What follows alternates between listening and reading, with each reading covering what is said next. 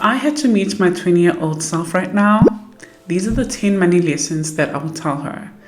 This is what I actually really wish I knew when I was 20. And you know what? This video is not just for 20-year-olds. Yes, if you are 20, congratulations. This video is going to be so beneficial for you. But also if you're not 20, it's going to be so helpful to have an understanding of these 10 money lessons that I wrote down over here. So I'm going to look down because my notes are right here. And I really, really hope that you're going to find even one lesson that will change your financial situation currently, or even your mindset of how you have a relationship with your money right now. So let's get into it. Number one, a budget is not restricting. It's actually a foundation. So I always sit down with my clients when we're doing our budgeting and also probably putting some life insurance policies in place and also the retirement annuities and all of that. I always say, without a budget, you cannot fund your retirement. Without a budget, you cannot prioritize your life insurance because you don't know if you can afford it or not. You don't know what you end up spending your money on. You don't know what you're prioritizing. You don't know if you're putting more money into your wants than your needs. You don't know how much you actually spend on your needs. You don't know how much you actually have. So you have to have a budget. It is a foundation. It is going to tell you where your money is going, where is your priorities going, what are your needs, what are your wants, what you need to change, what are you prioritizing that you actually don't want to prioritize, you know. So for example, some people eat out like me, but some people it's to the point where they just swipe the card, they just go and Uber Eat and pay without actually calculating how much they end up spending each month on eating out. But once you calculate how much you spend on eating out and realize it's like 10% of your income that is going to eating out, you start realizing that, oh my gosh, I am actually prioritizing something that is not a plan, that is not my goal. For example, your goal is not to be unhealthy and gain a lot of weight. That's not your goal.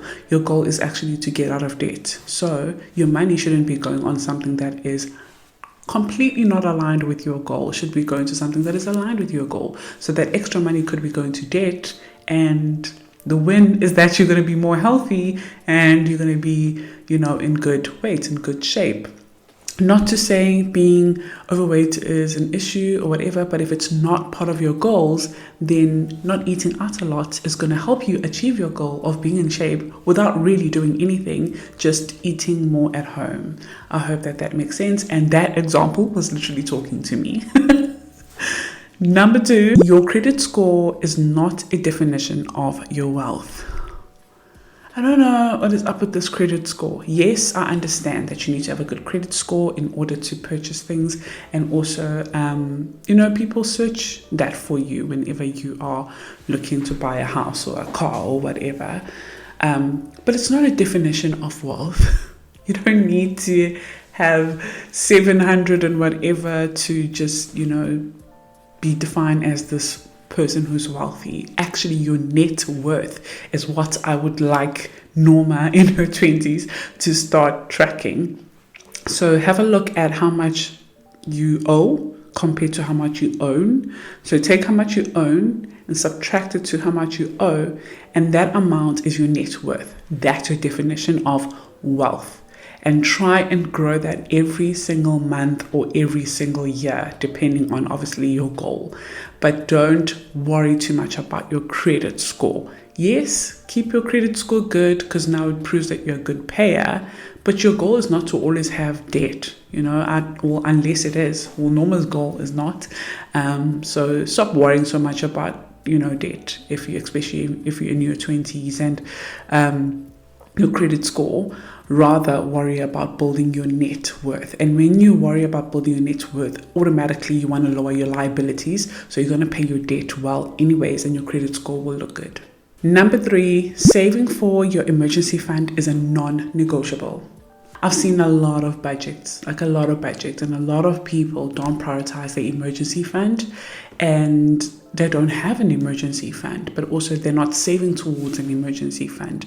That should be part of your needs. When I ask you in your budget, when you're meeting with me as a one-on-one, what are your needs? I want to see emergency fund, even if it's 100 Rand going to emergency fund, because obviously we don't have the same income.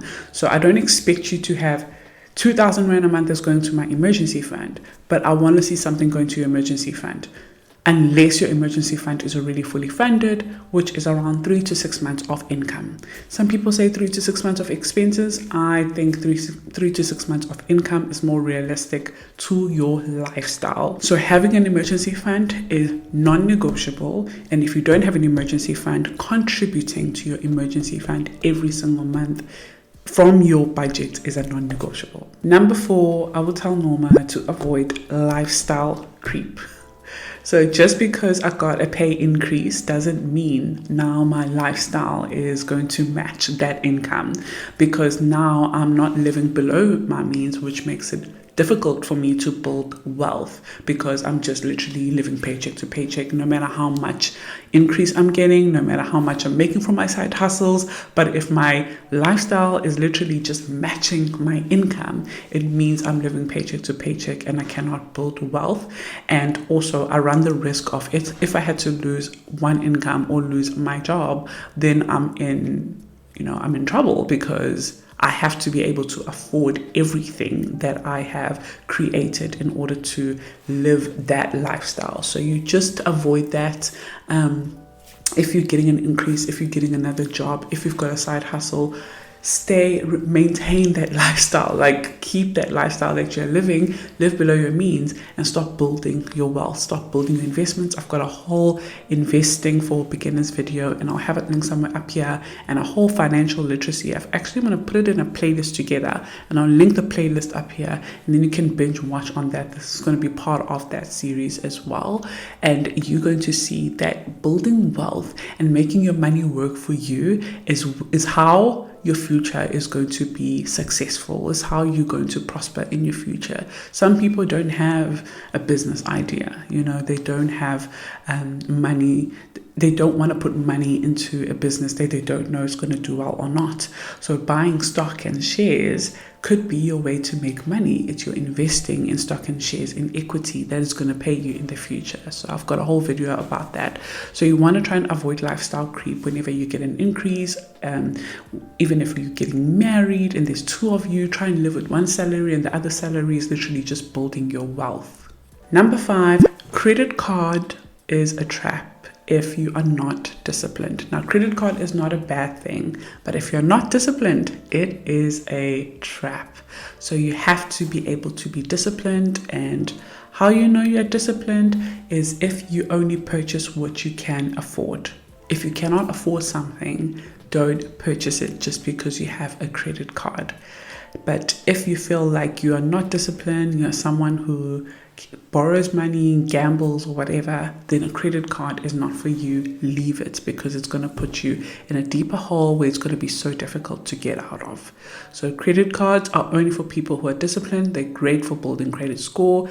They're great to also supplement at an event of anything happening. Again, you need an emergency fund for things like that, but credit cards do help, but only if you are disciplined. Number 6, stop trying to impress others. Now, I am lucky to not be that type of person, but not to say I didn't do stuff to impress others, so to fit in, to things like that. So I would tell Norma in her 20s, you're the one that's paying for all of this. You don't have to impress others. They're not going to be paying for this car installment. You can buy yourself a Suzuki that you afford. You don't have to buy a Mercedes just because you want people to see that, okay, Norma is the it girl or whatever it is. And then this installment is killing me. The car insurance is killing me. The excess is like a lot is happening because of this one decision just to impress others. But also when you go out with friends and being the one who's going to pay the entire bill for all the drinks and all of that, don't have to do that. To buy the designer brand bag, handbag, or shoes or whatever just because you want to fit in. You don't have to do that. So all of that, this is your money. You need to make decisions that will make you happy and also that will open doors for you to be successful and prosperous in the future. So basically, when you stop working at retirement, or if you had to lose your job, because those kind of things are not guaranteed, and if it does happen, you have an emergency fund, you have investments that can pay you while you're looking for something else, while you're trying to find your feet. You're not in trouble because you prioritized designer bags and things that are just to make other people happy.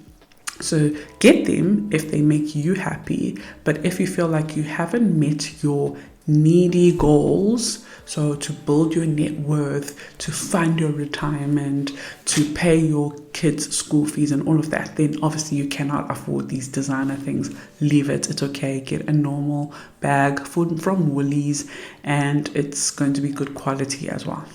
And any friends that want you to spend a lot of money and don't want you to prioritize like essential expenses, then you don't need those friends. Number 7 is to get a financial advisor. Whoa.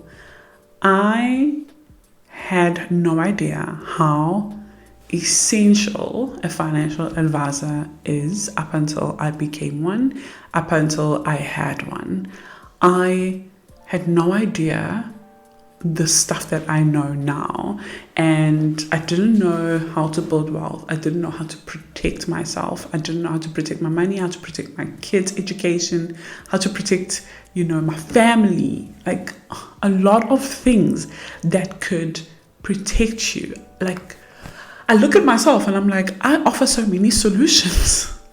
I offer so many financial solutions, and one of my clients has properties and cars and things like that, but the monthly installments were too hectic for her and her husband, and I offered a solution of, hey, we can relook at your property and free up some capital so that you can pay off your cars, and then you're just paying off just the bonds and you're no longer paying off the cars, and it's just going to provide some breathing for these monthly installments that were going to just debt. And I was like, I can provide that solution for you. Oh my word, that's amazing. And she's also getting an educator policy for her kids, which is so affordable in her budget. She has peace of mind that if she had to pass away, yes, there is life cover that's going to cover, other expenses from her income loss, but the education for her kids is covered up until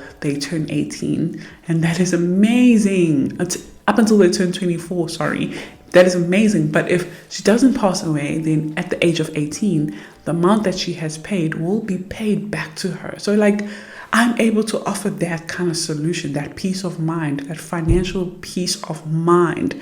And it just blows me away that a lot of people don't have this. A lot of people don't have financial advisors that are helping them. And I think for me, I'm going to speak for myself, I enjoy what I do because it's not just me selling you some policy or some retirement annuity. It's actually me going through your budget and showing you how you can break generational curses, how you can build that wealth, how you can get out of this cycle of just paying debt, minimum payments of debt every single month and paying your bills. And then that's it. How we can make your income prioritize, yes, your bills, your needs, but also to buy assets. So to buy shares and things like that are going to make you money.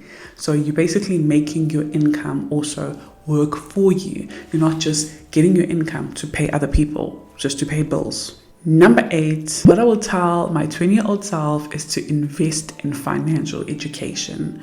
So obviously, you already know I offer I've closed the coaching program.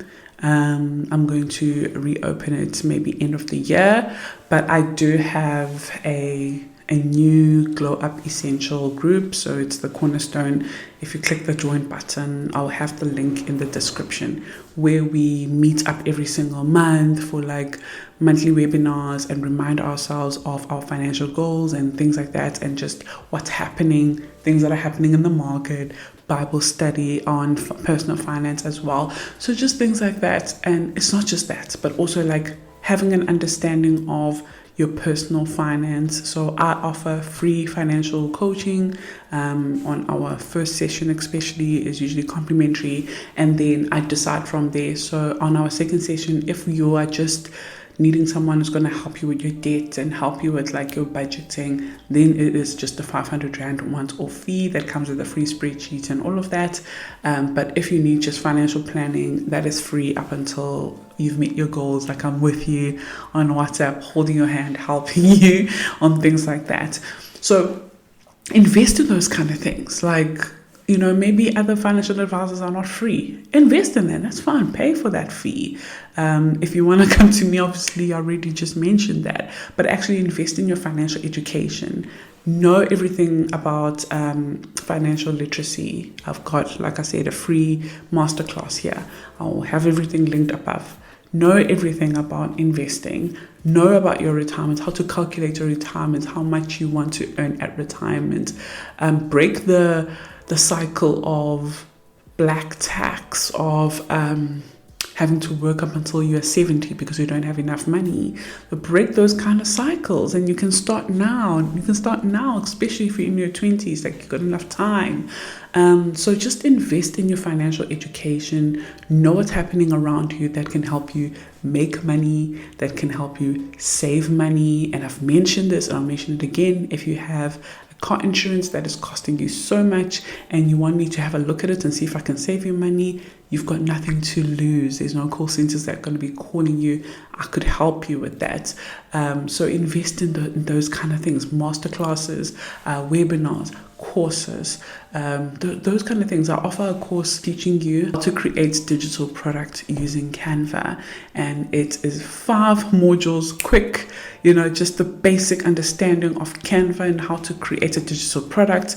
It is 500 Rand. I have invested in those kind of things. I recommend you invest those kind of things. You never know. When I started Nomazdiary, the one things that I was selling was digital products. It was envelopes and it was PDFs, budget sheets, budget planners.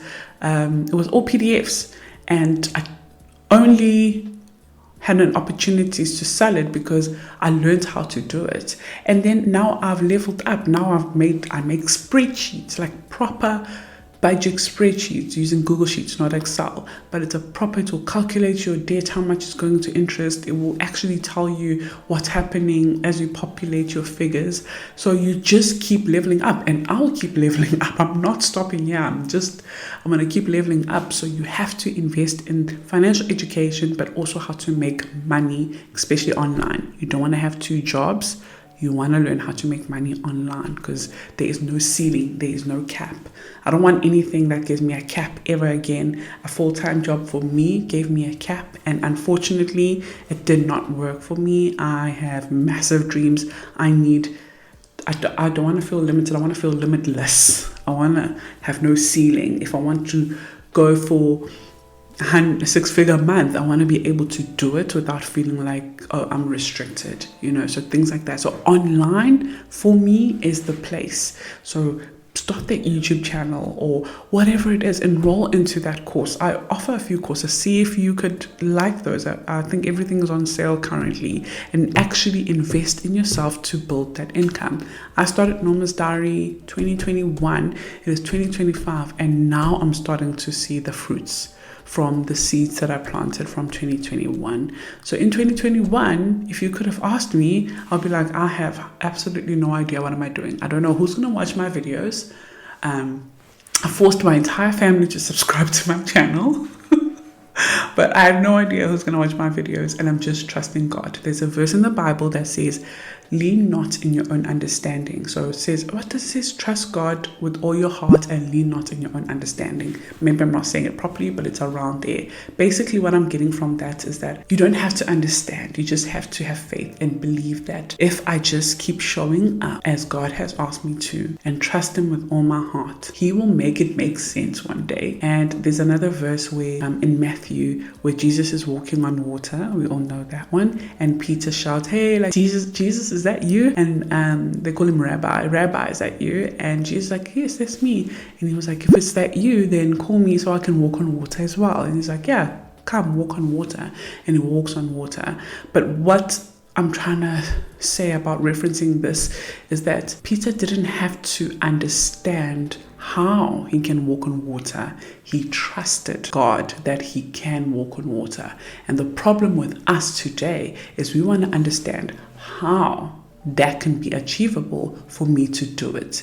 That is not your place. Lean not in your own understanding. You will do something that people don't understand because you trust God that much. You have faith that much. It must be at the point where people look at you like, is this person crazy? And I promise you, people look at me like that. Like, it's not crazy. Like, you left your job in June, which is exactly a year ago. I'm still going to do a video on that. And you don't look for another job. Are you crazy? Like, go look for a job. How are you going to afford everything? I am. I actually have more now. I have a retirement annuity now. I have an investment now. I have a life insurance now. I have medical insurance for my entire family now. Previously it was just medical aid for me and Skylar. Now I have more knowledge. I have medical insurance, and I've got now a new savings pot that I'm starting for our medical. Like, I'm still going to get into our new budget. We're restructuring our budget, of course. But like, all of this, I would not know all of this if I did not invest in financial education and understanding the opportunities out there for me and my family especially. So I can go on and on and on about this topic. So I'm just going to leave it there, and I hope that it has made sense. Number 9 is to avoid debt where possible. There's a difference between good debt and bad debt. And I know someone is sitting there watching everything is bad debt. I totally understand that, and I will do a whole video dedicated to this one day. But for now, I'm just going to say, where possible, avoid debt. Try your best to avoid debt. It's just sometimes difficult to get out of debt, and I'm currently in that situation right now, but I'm not going to give up, and I will keep going, and I have faith that there's a miracle that's going to happen and get me out sooner than I thought. And yeah, where possible, avoid debt, especially if you're in your 20s. Try and just live below your means, and if you cannot afford something, it's okay. Like, try your best to avoid debt where possible. Number 10, this is a big one for me, is to trust God with your finances. I just told you my little testimony over there that I left my job last year, exactly 1 year ago, and I just trusted God with my finances. I did not know where am I going to get an income, if people are going to still buy my stuff. Okay, sorry guys, I actually received a call over there. Let's go back. I think I had mentioned that I left my job last year and I didn't have a plan. I didn't know if people are still going to watch my YouTube videos. I didn't know if YouTube's going to pay me, which it hasn't been good, guys. So just letting you know, please subscribe. Please watch my videos. Obviously, if you got up until here, it means you do watch my videos, and I appreciate you. Please join the Cornerstone Club. That's how I make most of my money on YouTube, the people who join. So I really appreciate you guys. I'm going to leave your names over here with every single video now, just because I make the most money on YouTube because of you guys. So thank you. But I didn't know that that is still going to happen. I didn't know that people are going to buy my stuff. I didn't know that people are still going to buy my saving challenges or whatever. I had no clue. And God made a way. I didn't know that I was going to be a financial advisor. I didn't know that I qualified for it. But God doesn't qualify you. He chooses you. He chose me for this. And I love it. And I enjoy it. And it has changed my life. It has changed everything for me. It has even changed my faith. It has changed my marriage. It has changed my home. And I'm thankful for that. And it's just a reminder to keep trusting God, especially with your finances. Money is from God. Trust God. He will make a way for you. And I talked about my other clients who probably never ever thought that they can open up the capital from their bond and free up money to pay off other debts. They didn't know that kind of thing could happen, to relieve them from that monthly payment installments and stuff that they were paying. So you never know. Once you trust God, God will send the right people your way. God will send the signs, but you have to be in tuned. I didn't know that going to a wedding in Free State, driving and getting into that gravel and all the stuff that we went through in that long drive to Free State from Durban was going to land me a financial advisor role. And I'm doing so well and I'm loving it. And it's not perfect. Of course, it's not perfect, but it's good. It is a blessing from God, and I appreciate that. So trust God with your finances. Know that God has given you the power. Deuteronomy 8, verse 10. I can't remember, but it says God has given you the power to create wealth. It doesn't say wealth will just come and land on your lap. You have to do the work because you are given the power. But if you just sit and do nothing, then what's going to happen? Like, you have to use the power that God has given you to create that wealth. And then after that, you don't have to understand. You just have to trust that it's all going to work out. I really hope that this has really resonated with a lot of you, changed a lot of you, and share it with a friend. Subscribe if you haven't, and I'll see you on the next one. Bye, everyone.